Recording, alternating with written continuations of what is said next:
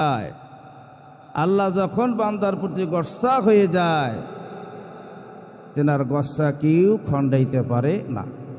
মহান আল্লাহ পাক বলেন, ইয়া আইয়ুহান নাস, হে দুনিয়ার মানুষ। পৃথিবীর সমস্ত মানুষকে আল্লাহ বলছেন। আল্লাহ বাছাই করে কোনো মুসলমানকে বলে নাই, কোনো ইমানদারকে বলে নাই, আবার কোনো মুশরিক বেঈমান কাফেরকে আল্লাহ ডেকে বলেন নাই। আল্লাহ এক ডাকে বললেন, ইয়া আইয়ুহান নাস, এ দুনিয়ার মানুষ, ইত্তাকু রাব্বাকুম, তোমরা আল্লাহকে ভয় করো, ভয় করার মতন ভয় করো। কারণ আল্লাহ জাহান্নামে শাস্তি দিতে পারেন।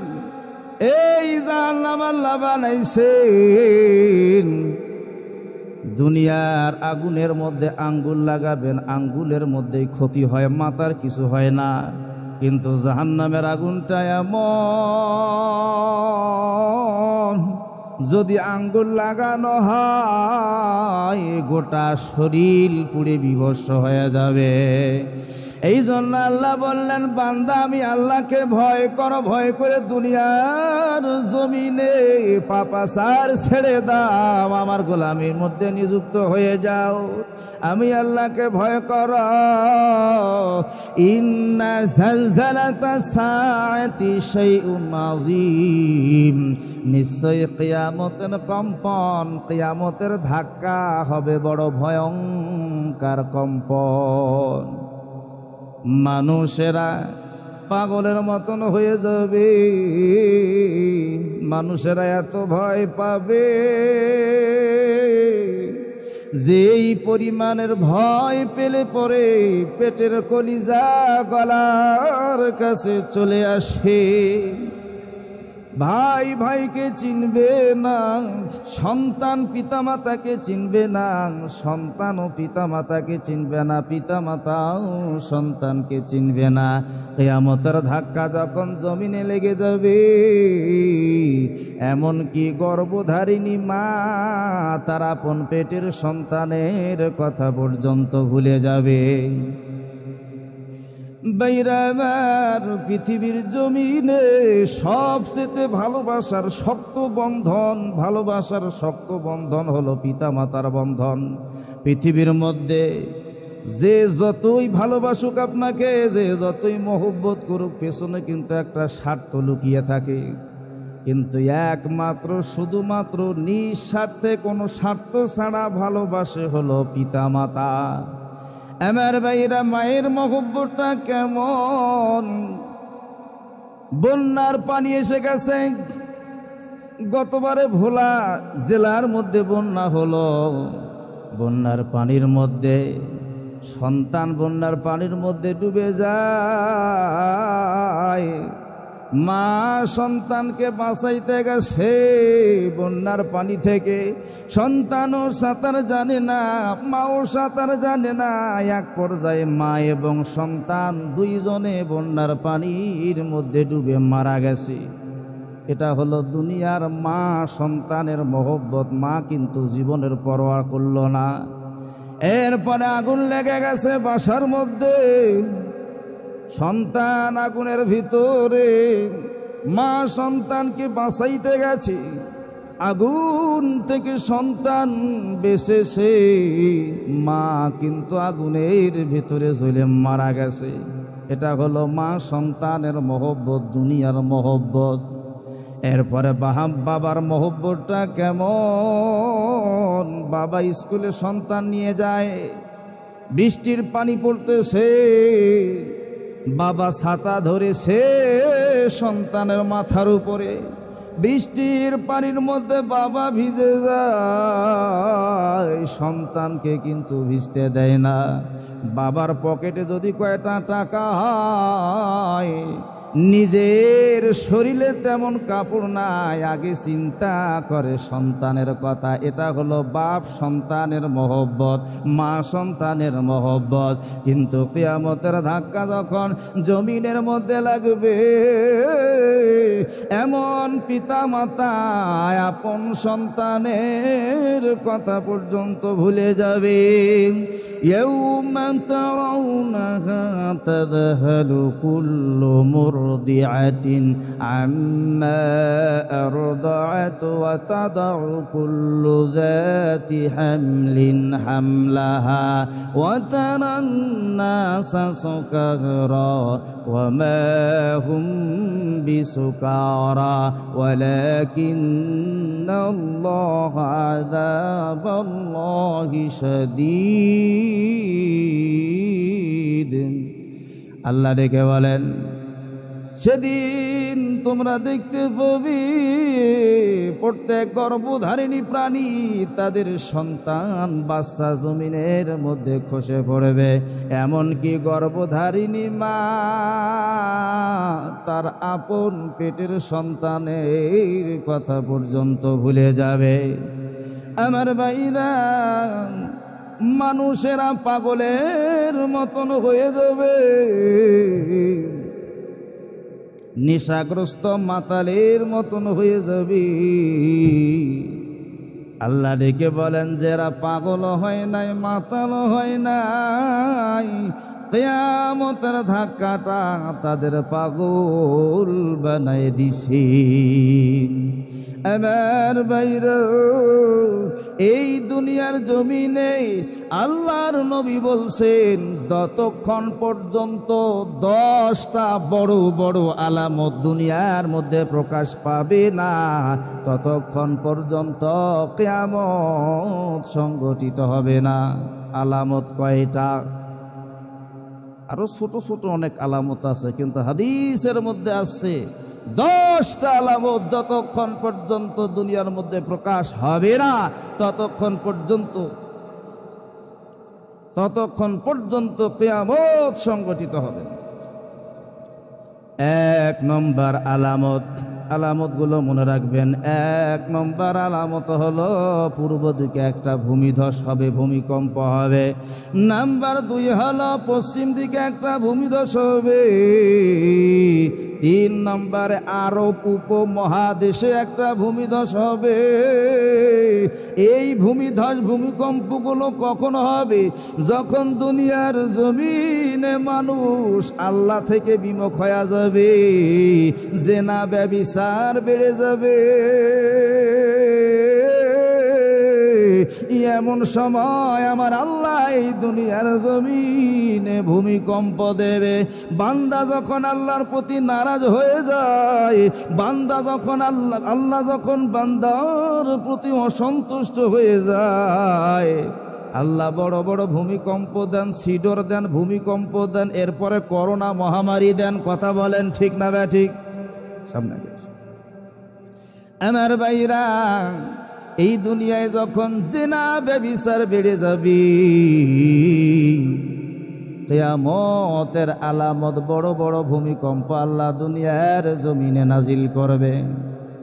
বর্তমান দুনিয়ায় জিনা ব্যভিচার কম না বেশি? পার্কে, এখানে সেখানে প্রেম ভালোবাসা, অবৈধ সম্পর্ক, এরপর পরকীয়া সম্পর্ক আছে না নাই? আল্লাহ বলেন সূরা নূর, الزانية والزاني فاجلدوا كل واحد منهما 100 جلدة। জিনাকারিনী নারী হোক অথবা পুরুষ হোক, 100 বেত লাগাও। কথাকার 100 বেত লাগার কথা বলছে আল্লাহ। জিনাকারিনী মহিলার কথা আগে, জিনাকারিনী নারী হোক অথবা পুরুষ হোক, 100 বেত লাগাও। কখন? যখন 4 জন সাক্ষী হুবহুব সাক্ষ্য এক দেবে। ঘটনা যেমন ঘটছে, একই ঘটনা 4 জন সাক্ষী একই বক্তব্য দিয়েছে, 4 জনের কথাই একরকম হয়েছে। আমার ভাইরা, তখন তার উপরে ধার্য হবে 100 বেতের আঘাত। কারণ চারজন সাক্ষীর কথা আল্লাহ কেন বললেন? মানুষ জেনা করে গোপনে না প্রকাশ্যে? গোপনে। আর যদি কোনো আল্লাহর বান্দা বান্দি গোপনে তওবা করে, আল্লাহ রব্বুল আলামিন মাফ করে দেবে। কোন সুবহানাল্লাহ। তাহলে জেনাকারিনী এবং জেনাকারী যদি ধরা পড়ে, চারজন সাক্ষী যদি বক্তৃতা একই দেয়, ঘটনা যেমন ঘটছে এমন ঘটনার বর্ণনা দেয়, চারজনের কথা এক হয়, আল্লাহ পাক বলছেন 100 বেত লাগাও। এখন ভাই কথা আসতে বলি, এই যে ভাইজান কথা আসতে বলি, 100 বেত লাগাও। 100 বেত লাগার কথা আল্লাহ বললেন। এরপরে বলছেন যে ওই যে বেত লাগাওয়া তারা কান্না করবি, কোনো দয়া মায়া দেখাইতে পারবা না। আল্লাহর হুকুম, 100 বেত লাগাইবে, তারা কান্না করবে, কোনো প্রকারের মায়া দেখাইতে পারবে না। এরপরে 2 নম্বর শাস্তি হলো তাদের ঘরের মধ্যে আটকায় রাখো মৃত্যু পর্যন্ত। কি পর্যন্ত? মৃত্যু পর্যন্ত। আল্লাহ যদি কোনো পথ বাহির করে দেয় সেটা আল্লাহর ব্যাপার, কিন্তু মৃত্যু পর্যন্ত ঘরের মধ্যে আটকায় রাখো। কারণ এই জেনাকারিনী নারী পুরুষ 10টা ছেলের সঙ্গে 10টা মেয়ের সঙ্গে ঘোরাফেরা করবে, একজন খারাপ ছেলে আর 10টাকে খারাপ বানাবে। কথা ঠিক না? 2 নম্বর শাস্তি। এবার 3 নম্বর শাস্তি হলো তাদেরকে দেশ থেকে বিতাড়িত করে দাও। তাদেরকে দেশ থেকে বিতাড়িত করে দাও। এই আইন যদি আমাদের দেশে থাকতো, জেনা করার কোনো প্রেম ভালোবাসা অবৈধ সম্পর্কর কোনো আসরই থাকতো না। কথা কন ঠিক না বেটি? এই আইন কি আছে আমাদের দেশে? আমার ভাইয়েরা এবারে আসুন, জেনা করলে নারী এবং পুরুষ যদি অবিবাহিত হয় তাহলে 100 বেতের বাড়ি, 100 বেতের আঘাত তার উপরে ধার্য হবে। কিন্তু এখন বিবাহ হওয়ার পর পরকীয়া সম্পর্কের মধ্যেও অনেক নারী পুরুষ জড়িত আছে না নাই? এখন নারী যদি পুরুষ যদি বিবাহিত হয়, আমার বন্ধুগণ, পরক্রিয়া প্রেমের মধ্যে জড়িত হয়ে যায়, এমন ব্যক্তি যদি ধরা পড়ে, এদের জন্য 100 বেতের বাড়ি নয়, রজম করার কথা বলা হয়েছে। সঙ্গে সার করে দুনিয়া থেকে বিদায় করে দাও।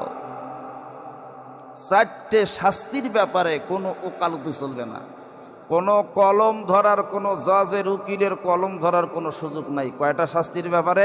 4টে। 1 নম্বরে হলো মদ পানকারী, নাম্বার 2 হলো জেনাকারী এবং জেনাকারিনী। কারণ সরাসরি আল্লাহ কোরআনুল কারীমের মধ্যে ঘোষণা দিয়েছেন এই জেনাকারী এবং জেনাকারীর শাস্তির ব্যাপারে।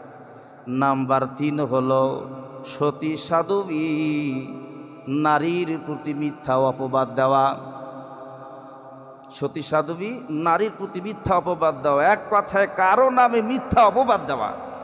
আম্মাজান সূরা নিসার মধ্যে রয়েছে, আম্মাজান আয়েশার সতীত্বের ব্যাপারে একবার মিথ্যা তহমত লাগা হলো। এই মিথ্যা তহমত যারা লাগাইছিলেন তার মধ্যে জড়িত ছিল আল্লাহর নবীর আপন চাচাতো ভাই। আল্লাহর নবী নিজে 80টি বেতের আঘাত করেছে। খুব গুরুত্বপূর্ণ বিষয়। কয়টা গেল? 3টে। আর 4 নম্বরে হলো গীবতকারী। এই 4টে গুনার ব্যাপারে কোনো ওকালতি চলবে না। এর শাস্তি আল্লাহ পাক ফয়সালা করে দিয়েছে। আমার ভাইরা, তাহলে এই জিনা ব্যভিচার যখন দুনিয়ার জমিনে বেড়ে যাবে, আমার আল্লাহ পাক রব্বুল আলামিন দুনিয়ার মধ্যে আযাব গজব নাজিল করবেন, করোনা মহামারী দেবেন, এরপরে বড় বড় ভূমিকম্প বলি দুনিয়ার জমিনে নাজিল করে দেবেন। কিয়ামতের আলামত 3টেই হলো ভূমিকম্প, বড় বড় ভূমিধস হবে। এবার 4 নম্বর আলামত হলো পশ্চিম দিকে সূর্য উদয় হবে। কোন দিকে? এখন সূর্য ওঠে কোন দিকে? পূর্ব দিকে ওঠে, পশ্চিমে ডোবে। কিন্তু এমন একটা সময় আসবে যেই সময় তবার দরওয়াজা বন্ধ হয়ে যাবে, কোনো আমল কবুল হবে না, তওবা কবুল হবে না। ইমামে কুরতুবী রহমতুল্লাহ আলাইহি বলেন, পশ্চিম দিকে সূর্য উদয় হওয়া তওবা এবং গুনার দরওয়াজা বন্ধ হয়ে যাবে, তওবা কবুল হবে না, কোনো ইবাদত কবুল হবে না। মানুষ দোয়া করবে, মসজিদের মধ্যে যাইয়া সিজদা দেবে, তওবার দরজা বন্ধ হয়ে যাবে, কোনো ইবাদত কোনো দোয়া কবুল করা হবে না যেদিন পশ্চিম দিকে সূর্যোদয় হবে। হাদিস। এরপরে হলো 5 নম্বর আলামত, বিশাল আকারের একটা কালো ধোঁয়া দুনিয়ার জমিনে আগমন করবে। সূরা দুখান আল্লাহ বলেন, ফারতাকিব ইয়াওমা তাতিস সামাউ বিদুখানিম মুবিন।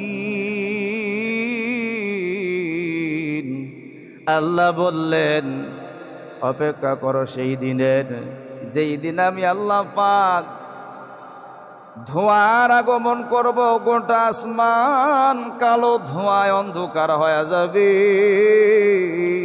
গোটা মানব জাতিকে অন্ধকার করে দেবে। এই কালো ধোঁয়া দুনিয়ার জমিনে আসার পর আমার ভাইয়েরা, ইমানদারের হালকা একটু জ্বর সর্দি হবে।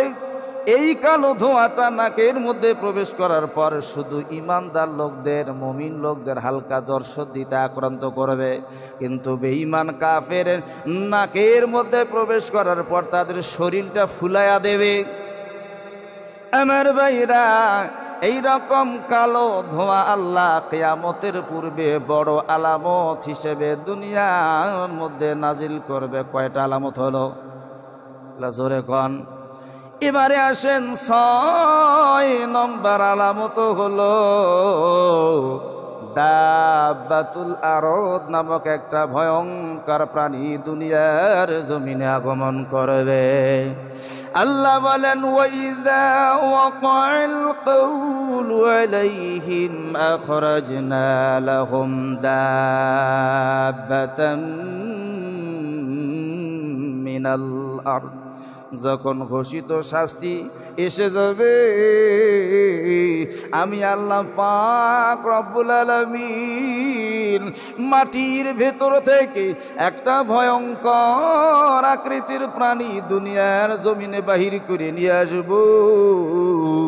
এই প্রাণীটি মানুষের সঙ্গে কথাও বলবে।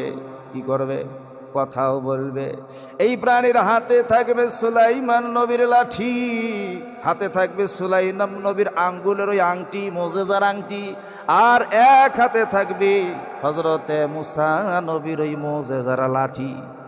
লাঠি দিয়ে মুমিনদের চেহারা উজ্জ্বল করে দেবে, আংটি দিয়া কাফেরদের নাকের মধ্যে মোহর মেরে দেবে। কোন বর্ণনায় আছে আংটি দিয়া মুমিনদের চেহারা উজ্জ্বল করে দেবে, আর লাঠি দিয়া কাফেরের নাকের মধ্যে মোহর মেরে দেবে।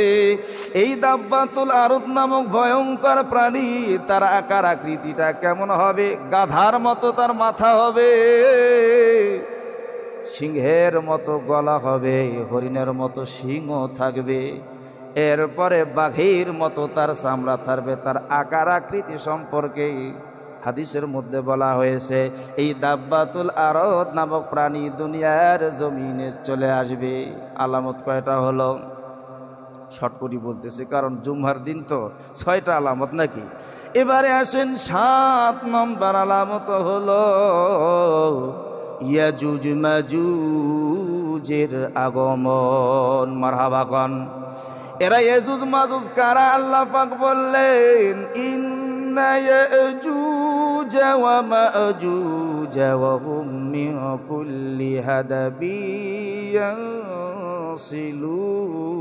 ইয়ানসিলুন হাত্তা ইযা ফুতিহাত ইয়াজুজ ওয়া মাজুজ ওয়া হুম মিন কুল্লি হাদাবিন ইয়ানসিলুন। কিয়ামতের পূর্বে আমি আল্লাহ পাক রব্বুল আলামিন ইয়াজুজ মাজুজ দুনিয়ার জমিনে বাহির করে নিয়ে আসব। এরা ইয়াজুজ মাজুজ এরা কারা? এরা আদমেরই বংশধর। আদমের সন্তান হযরতে নূহ আলাইহিস সালামের সন্তান ইয়াফাসের বংশধর, এরা ইয়াজুজ মাজুজ দলে দলে কিয়ামতের পূর্বে দুনিয়ার জমিনে চলে আসবে। আমার বাইরে বাদশাহ জুলকারনাইনের জামানায়, বাদশাহ জুলকারনাইন তিনি নবী ছিলেন না, তিনি ছিলেন ওলি। মারহাবা কন, ওলি ছিলেন, কিন্তু আল্লাহ পাক মুজিজা দান করেছিলেন। এমন একটা মুজিজার ঘোড়া ছিল, এক এক কদমে 12,500 কিলোমিটার পথ অতিক্রম করতো। আর একবার মারহাবা কন। পৃথিবীর মধ্যে 4 জন ব্যক্তিকে আল্লাহ গোটা পৃথিবীর ক্ষমতা দান করেছিল, গোটা পৃথিবীর রাজা বানাইছিল। ওমর রাদিয়াল্লাহু তাআলা আনহু অর্ধ পৃথিবীর খলিফা ছিল, আর গোটা পৃথিবীর রাজত্ব আল্লাহ দান করেছিল 2 জন কাফেরকে এবং 2 জন মুসলমান। মুসলমান 2 জন হলো, একজন সুলাইমান আলাইহিস সালাম আর একজন হলো বাদশাহ জুলকারনাইন। আর কাফের 2 জনের মধ্যে একজন হলো বাদশাহ নমরুদ আর একজন হলো বাদশাহ বখতে নাসার। আমার ভাইরা, এই বাদশাহ জুলকারনাইন আল্লাহ পাক মুজিজা দান করেছিল, গোটা পৃথিবীর রাজা বানাইছিল। বাদশাহ জুলকারনাইনের জামানায় তুর্কি জাতি, তুর্কি সম্প্রদায় 2 পাহাড়ের মধ্যবর্তী, 2 পাহাড়ের মাঝখানে একটা সুড়ঙ্গ পথ, এই পথ দিয়ে ইয়াজুজ মাজুজ দলে দলে আগমন করত। আর এই তুর্কি সম্প্রদায়ের উপর নির্যাতন চালাতো, জুলুম চালাতো। মাজলুম এই তুর্কি জাতি, ইয়াজুজ মাজুজের দল তাদেরকে হত্যা করত, ক্ষেত খামারগুলি নষ্ট করত, তাদের ক্ষয়ক্ষতি করত। বর্তমান জামানায় ফিলিস্তিনের জমিনে তাকান, ফিলিস্তিনের মুসলমানরা বড় মাজলুম, বড় মাজলুম। আশেপাশে কেউ নাই, খাবার নাই, পেটে ক্ষুধা নিয়া আমার বন্ধুগণ ছোট্ট ছোট্ট বাচ্চাগুলি খিতার যন্ত্রণায় হাহাকার করতেছে। আর বেঈমান ইহুদি কাফেরের দল পাইকারি দরে তাদেরকে হত্যা করতেছে। কথা কন ঠিক না বেঠিক? এই জন্য যতটুক সম্ভব, হাদিসের মধ্যে আছে, হাত দিয়ে যদি প্রতিহত না করতে পারো অন্যায়, মুখ দিয়ে করো। মুখ দিয়েও যদি সম্ভব না হয়, অন্তরে অন্তরে ঘৃণা করো। আমরা এই ইহুদির বাচ্চাদের প্রতি ঘৃণা করতে আরম্ভ করি। এই ইহুদিদেরকে যেন আল্লাহ রাব্বুল আলামিন দুনিয়ার জমিন থেকে নিস্তেনাবুদ করে দেয়। আর ফিলিস্তিনের মুসলমানদেরকে যেন আল্লাহ রাব্বুল আলামিন গায়বী মদদ পাঠায় হেফাজত করে। সকলে বলেন আমিন। দোয়া করতে চাই কি চাই না আমরা? আল্লাহ পাক কবুল করুন। এমনই মাজলুম জাতি তুর্কি জাতির উপরে যখন নির্যাতন চালাতো ইয়াজুজ মাজুদের দল, আমার ভাইরা, তুর্কি জাতি ভালা করে জানতো যে বাদশাহ জুলকারনাইনের ক্ষমতা আছে, আল্লাহ মুজিজা দিয়েছি। এই বাদশাহ জুলকারনাইন পূর্ব দিক থেকে সফর করে এসে লক্ষ্য করলেন এমন এক জাতি, যেই জাতির কথা স্পষ্ট বুঝতেছে না, কারণ এই তুর্কি জাতি মানুষের বসবাসের জায়গা থেকে অনেক দূরে অবস্থান করতেছে। এই জন্য তাদের ভাষাগুলো জুলকারনাইন বুঝতেছে না। এই তুর্কি জাতিটাকে বলেন قالوا يا ذا القرنين إن يأجوج ومأجوج مفسدون في الأرض فهل نجعل لك خرجا। হে বাদশাহ জুলকারনাইন, ইয়াজুজ মাজুজ দুনিয়ার জমিনে অশান্তি সৃষ্টি করতেছে, আমাদের দিকে তাকান। আমাদের সন্তানগুলোর হত্যা করেছে, আমাদের ক্ষেত কামারগুলো নষ্ট করেছে। ও বাদশাহ জুলকারনাইন, দয়া করে আপনি ওই সুড়ঙ্গ পথটা বন্ধ করে দেন। প্রয়োজন হলে কর হিসেবে কিছু আমরা অর্থ আপনাকে দিতে চাই। বাদশাহ জুলকারনাইন ডেকে বলে যে আমার অর্থের দরকার নাই, আল্লাহ যেটা দিয়েছে এটাতে আমি সন্তুষ্ট, তোমরা একটু উপকার করো। লোহা তামা গলায়া বাদশাহ জুলকারনাইন ওই সুড়ঙ্গ, 2 পাহাড়ের সুড়ঙ্গ পথটা বন্ধ করে দিলেন। এই বন্ধ করার কারণে এই ইয়েজুজ মাজুজ আর দুনিয়ার মধ্যে ইয়েজুজ মাজুজ আর ওই তুর্কি জাতির উপর নির্যাতন জুলুম করতে পারে না। কিন্তু এই ইয়েজুজ মাজুজ কিয়ামতের পূর্বে বড় আলামত হলো, কিয়ামতের পূর্বে ইয়েজুজ মাজুজ দুনিয়ার মধ্যে দলে দলে আসবে। ওই প্রাচীন একদিন ভেঙে যাবে। ইয়েজুজ মাজুজ দুনিয়ার মধ্যে আসার পর হাদিসের মধ্যে আসছে, যেই নদীর কাছ দিয়ে যাবে ওই নদীর পানিগুলো এমন ভাবে পান করবে নদীতে শুকনা ধুলা উড়াইতে থাকবে। শুধু তাই নয়, পরবর্তীতে সমস্ত লোকেরা ইয়েজুজ মাজুজের ভয়ে লুকায়া থাকবে, গৃহপালিত পশুগুলো নিয়ে লুকায়া থাকবে। এই তুর্কি জাত, এই ইয়েজুজ মাজুজের দল দুনিয়ার মধ্যে আসার পর কোনো মানুষ দেখতে না পাওয়ার কারণে তারা আসমানের দিকে লক্ষ্য করবে যে এবার আসমানবাসীর খবর নেওয়া হোক। এবারে আসমানের উপরে লক্ষ্য করে তারা তীর নিক্ষেপ করবে। এই রকম অদ্ভুত ঘটনাগুলি ঘটবে।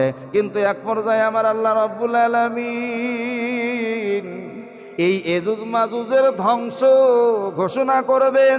তাদের ঘাড়ের মধ্যে এক প্রকারের কীড়া, এক প্রকারের পোকা সৃষ্টি করে দেবেন। এই পোকা বা কীড়ার আকৃতিটা হবে খেজুরের বিচির মতো।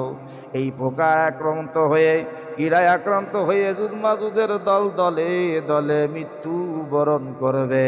আর লুকায়িত লোকদের কি ঘোষণাকারী ডেকে বলবে যে তোমরা বাহির হয়ে আসো, তোমাদের আর ভয় নাই, তোমাদের আর কোনো চিন্তা নাই, ইয়েজুজ মাজুজ দুনিয়ার জমিনে আর নাই। তাহলে কিয়ামতের বড় আর একটা আলামত ইয়েজুজ মাজুজের আগমন। দুনিয়ার মধ্যে আলামত কয়টা হলো? আর বাকি থাকলো কয়টা? এই তিনটা আলামত ইনশাআল্লাহ আগামী জুম্মাতে আলোচনা করা হবে। সময় যেহেতু সংকট, তিনটা আলামত মনে রাখবেন। আগামী জুম্মায় আল্লাহ পাক যদি হায়াতে রাখে, যতটুকু আয়াত আলোচনা করা হলো এটা আসলে তাকওয়ার ওপরে, আল্লাহর ভয়টা থাকতে হবে কলিজার মধ্যে। কারণ কিয়ামত একদিন হবে, এই দুনিয়া, গ্রহ নক্ষত্র, সূর্য চন্দ্র সব কিছু ধ্বংস হয়ে যাবে। আমরা মানুষেরাও দুনিয়ার মধ্যে চিরকাল কেউ থাকবো না। এই জন্য আল্লাহকে ভয় করতে হবে, এর নাম হলো তাকওয়া। আল্লাহকে ভয় করে যে আমরা রমজানে রোজা রাখতেছি, এর নাম হলো কি? তাকওয়া। আল্লাহ পাক আমাদের সকল